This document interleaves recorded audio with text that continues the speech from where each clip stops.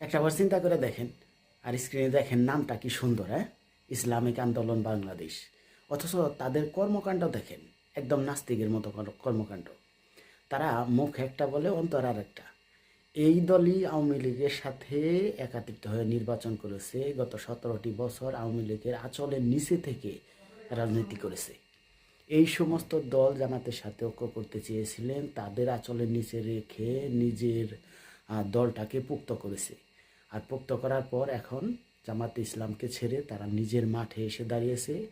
তাহলে ভাবেন তাদের জনসমর্থন কোথায় চলে গেল, তাদের যে নেতাকর্মী আছে তারা জামাতে এসে যোগদান করতেছে। তাহলে এই দলের ভবিষ্যৎবাণী কী? আর এই সমস্ত দল যদি কোনোভাবে সংসদে যেতে পারে, বাংলাদেশের নাগরিকের জন্য কতটুকু যে মানে কষ্টের একটি দিন যাবে সেটা বলার মতো নয়। তাই রিকোয়েস্ট করবো যে এই সমস্ত দল থেকে দূরে থাকার চেষ্টা করুন আর জামাতকে সমর্থন করুন। Thank you.